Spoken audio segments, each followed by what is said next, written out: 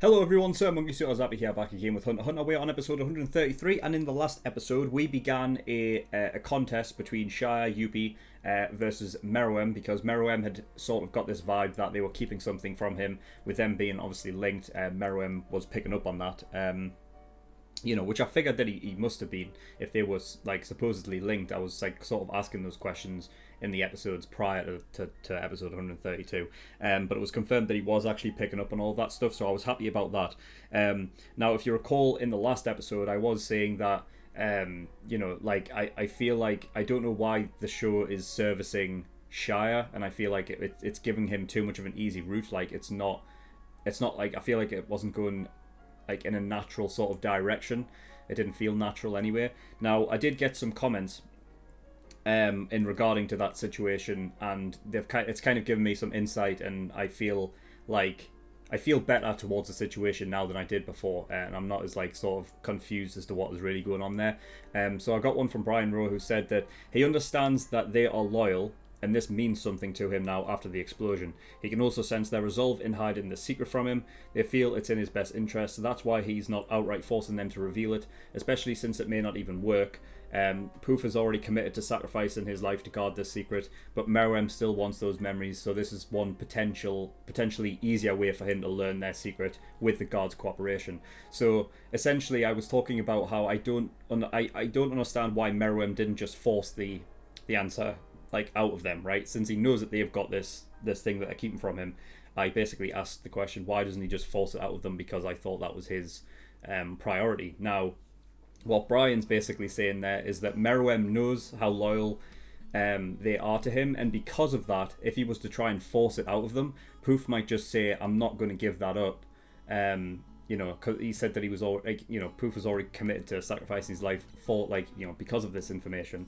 So Meruem's probably thinking, all right, it's not going to be so easy as to just force it out of them. They may not just give me the information.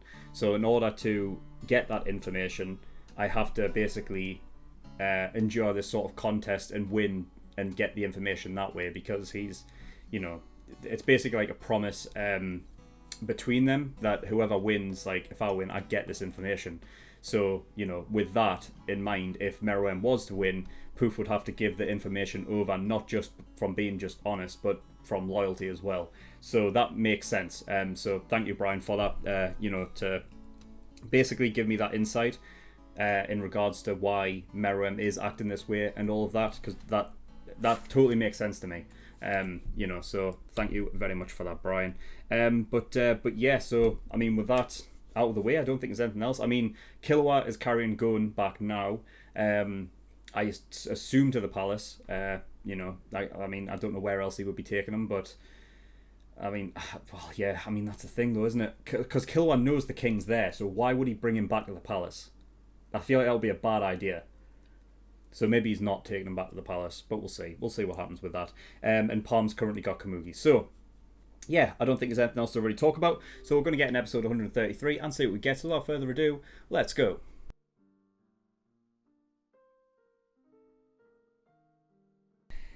Episode 133. Well, that is... Alright, that's fair enough then. I think that's that. Yeah, I think I'm good with it now. So when Meruem came back, I was torn. I wasn't really sure how to feel about the idea of him coming back, and I said like countless times, like it's all going to depend on when he gets the memory of Komugi. Now, whether he's actually got that yet, I don't know. I don't know if Shire's given him. I don't think he has. I think he's just basically given like a direction in which they are, like he's given like the location, but because I wasn't expecting that. It's essentially like radiation poisoning then from like the nuke. I don't know if it is exactly radiation, because the idea of it like being a nuke is it's obviously like, the comparison to real life is that is a nuke, right? But, it may just for the sake of the show, like, be something different. But I think that's what it's, if you're comparing what that could be, like, how they are, like, dying now, how it's, like, affecting them, if you want to compare that to real life, then it would be the radiation poisoning, of course. I said it was a nuke thought like loads of times, and I never even brought that up as like a like how would that affect them? But then I don't know how it would really, because their whole thing was yeah, actually yeah. Well, I was about to say like their genetic makeup is kind of different, but I suppose it isn't all that much, is it?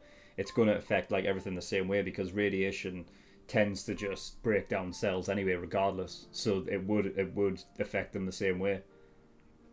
Shit. And Shire had it as well. I wasn't sure. I thought that maybe, like when it was first brought up and Palm was talking about it, I thought it might have been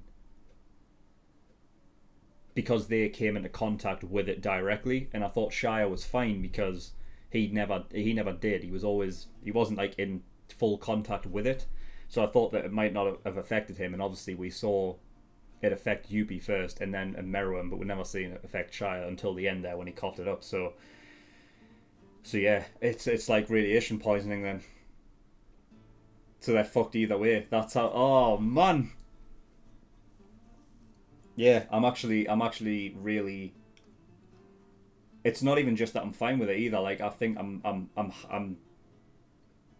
pleasantly surprised this is how it actually turned out, because it does allow for that sort of morality thing like to crop up regarding like humans and how like we are the worst thing to happen to the planet, like, you know.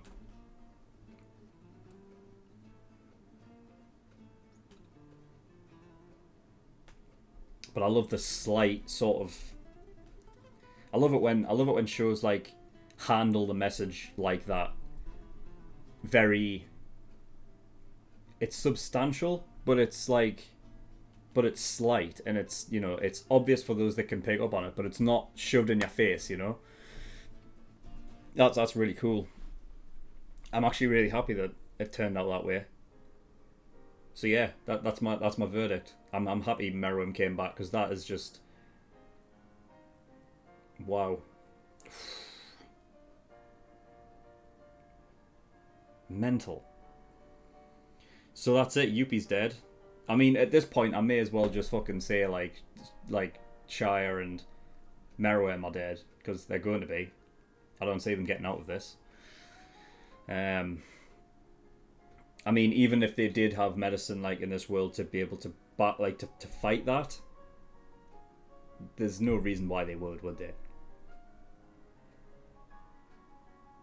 But I can see what's going to come up. Like, if Yuppie's just died, now granted he did give a lot of his life force to Meruem, so, and I don't know exactly how the battle went with Welfin, exactly, because we never got to see it. I don't know, like, I assume Welfin got out of there, but I don't know if he caused the final blow, or if Yuppie just died of radiation poisoning at that point. But because obviously he gave a lot of his life force to Meruem, means that he would have died first, because he didn't have, you know, he couldn't fight back as much. I'm just trying to determine how long Shire and Meruem, like how much time would they have left? Because if it's related to how much life force they have, because obviously we've had that in the last couple of episodes, and obviously we know about that and how it's tied to Nen and stuff. If that has some relevance to how like long you can hold out for, because if that is the case, then Meruem should really, well, I don't know, maybe not, because if like, because I'm definitely assuming that it is just radiation poisoning, and if it is just breaking down cells, then theoretically all it has to do is break down their brain cell, and that's it, they're gone. Like, it's, you know, because it'll like, I mean, that's the reason why their brain is like hemorrhaging. So yeah, I guess they don't have long at all then. That's fucking nuts. It's crazy. But I can see this working up to a point where I think they are going to meet. Like, Meruem and Komugi are going to meet. Meruem's going to get his memories back, and then there's going to be this thing of Meruem dying, Komugi being sad about it and stuff, and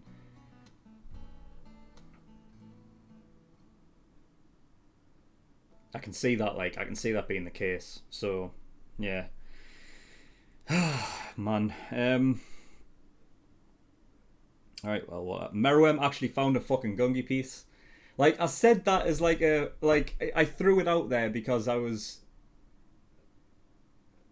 I don't know, I just threw it out there because I was like, what are the odds that he could have picked up all of the different pieces and how many he had, and he was doing it under, like, panic, like, you know, stressful, under the time limit of trying to get everything out there before Meruem got there.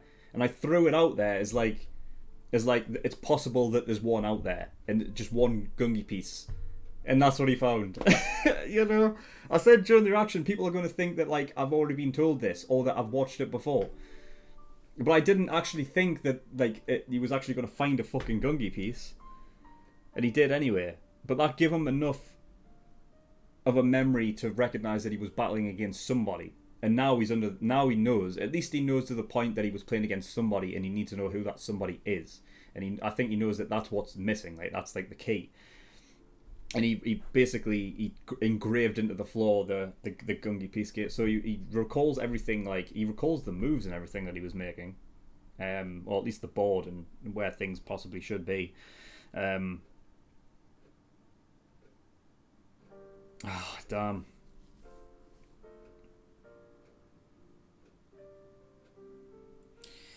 What else? Yeah, I mean, I wrote down things like, you know, I've talked about this before, where I write down I write down notes or whatever about stuff that happened, like, earlier in the episode, and then they're kind of resolved and stuff before the end of the episode. So a lot of my notes, like, end up just being, like, pointless stuff, like telling Yuppie the message. I was like, oh shit, this works so into fucking, like, Yuppie and Shia's favor, because if they get the message, the point is that they don't know where, like, Meruem doesn't know, like, about Komugi or where she is or anything like that, you know. So giving it to Yuppie, it would have been so fucking, like.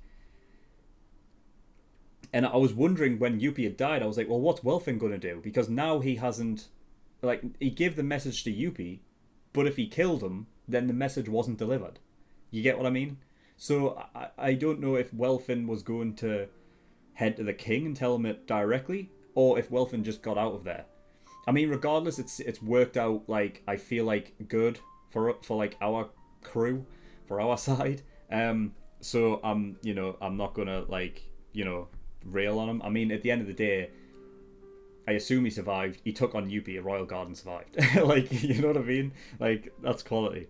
I'm so happy for Welfin, man. You know what I mean? I've liked him, like, almost since we met him. I mean, I feel like I may have been, like, a bit, oh shit, who the fuck's this guy, like, at the very beginning, but, you know, you can go, like, watch those episodes where, like, he just, like, has his own, like, little arc thing going on, and that, like, you know, I always found it funny.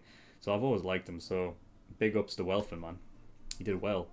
Ikalgo brought up the gyro thing as well back again, which I'm happy that he did, because I remember it left it quite vague. About whether Ikalgo was he gyro or not, and I talked about that.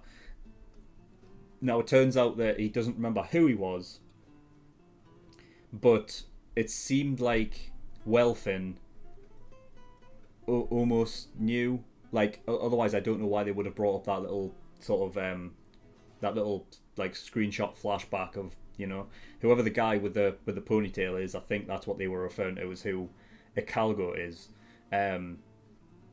You know, or it's supposed to represent, like, it could have been anybody in the NGL. So, you know, so I guess it's still vague enough to where Ikalgo could be Gyro, but I heavily doubt it. I think he was just, like, another part of the NGL, and wherever Gyro is, I don't know. But, you know, he said go and see Gyro, because he said that he, you know, even if he, I like how Ikalgo didn't say, like, you know, he didn't say that he was dead. You know, like, even though he'd been transformed into sort of like a chimera, and I like the fact that they say it as we didn't die, we sort of just became something else. So it's an interesting, like, sort of, I guess, perspective that the chimera ants, like, actually have, where they, you know, it's like, because, you know, like, Welfin's basically saying, like, how do you even know that he's, like, alive? And he's like, I'd be surprised if he wasn't, kind of thing, because we got digested, we got digested as well. So why wouldn't he have? So yeah, it's an interesting perspective that they have. So yeah, I guess that the only like I said during the reaction, the only one that I think it could be is the koala guy. I think he was a koala, wasn't he? There was something like that. There was like an animal, I remember, a chimera ant, that was around for like a few episodes at most,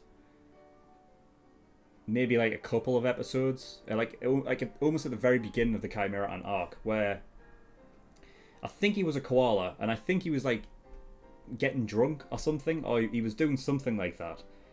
But he never, like, he was like the first chimera ant that didn't listen to anybody else. Like, he immediately went off and was doing his own thing.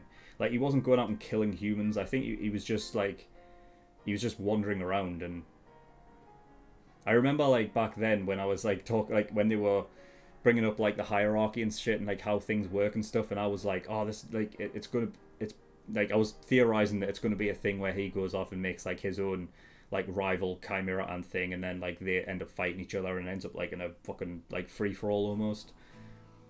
I remember like theorizing like something like that, but like that's the only chimera ant I would assume could be Gyro, because I can't remember anybody else.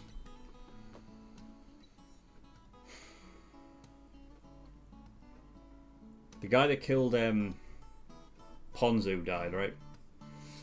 We got a revenge on him, thank fuck.